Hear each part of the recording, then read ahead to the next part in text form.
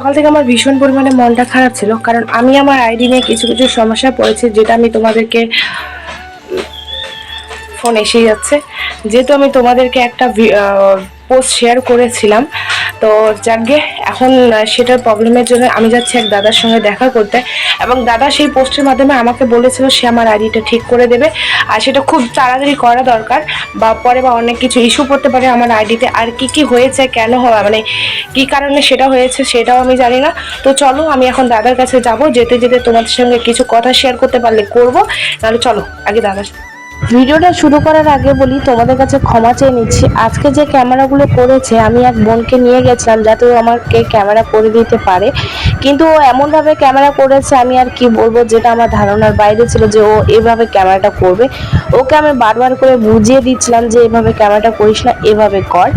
আর এখানে পেট্রোল পাম্পে আগে আমি তেলটা নিয়ে নিচ্ছি, যেহেতু আমার স্কুল নিয়ে যায়, কতটা তেল আছে কি আছে আমি একদম জানি না।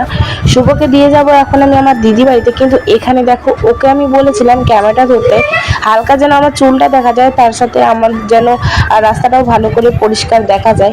এত বারবার বুঝিয়ে দেওয়ার পরে ও শুধু আমার খপাটাই ভিডিও করেছে। আর যখন আমি ওকে বলছিলাম যে ঠিকঠাক দেখা যাচ্ছে তো রাস্তাঘাটগুলো, ও তখন আমাকে বলছে ওয়াও কি সুন্দর ডে ভিডিওটা হচ্ছে।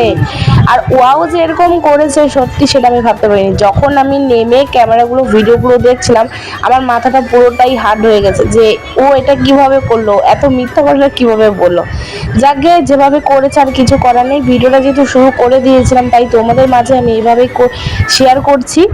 আমার যেহেতু ফেসবুকে বেশি সম্বন্ধে একদম নলেজ নেই, তাই এইটা দেখে আমি অনেকটা ঘাবড়ে গিয়েছিলাম, ভেবেছিলাম এই আমি 3 বছরে হয়তো পারবো না। আমি ফেসবুক যদিও 3 মাস থেকে কাজ করছি না, আমি ইউটিউবে 3 বছর ধরে কাজ করছিলাম। সেই কারণের জন্য আমি প্রচণ্ড ভেঙে পড়েছিলাম যে এই লাস্ট জার্নিতে এসেও আমি হয়তো হেরে যাচ্ছি। ওকে এবার এখানে এসেও জিজ্ঞাসা করলাম যে কিরে কিভাবে ভিডিওটা করছিস, সুন্দর হচ্ছে তো? ও আমাকে বলে ওয়াও খুব সুন্দর দিদি। আচ্ছা এটাকে ওয়াও বলো তো, কি বলবো, যাক আমার মাথাটা খারাপ হয়ে গেছিলো। তো আমি একটা পোস্ট করি সকালে, সেখানেই ভাই আমাকে বলে সে আমার প্রবলেমটা ঠিক করে দেবে, কিন্তু তার সাথে আমি কলেও যোগাযোগ করি, তখন আমি একদমই ঠিক করতে পারছিলাম না। তাই আমি বললাম যে ঠিক আছে তাহলে আমি তোমার সাথেই করব, আর তোমার কাছে। সে বললো তাহলে ঠিক আছে তোমার সময় হলে দেখা করো। আমি বললাম যেহেতু আমার সময় আজকে আছে তো চলো আমি আজকে দেখা করি।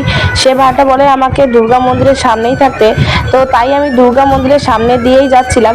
কিন্তু দেখো তো এই ভিডিওগুলো দেখার পরে আমার ভীষণ খারাপ লাগছিল, কিন্তু সেখানে যাওয়ার পরে 1-2 মিনিটের পরে ভাইটা চলে আসে এবং আমার প্রোফাইলটাও ঠিক করে দেয়।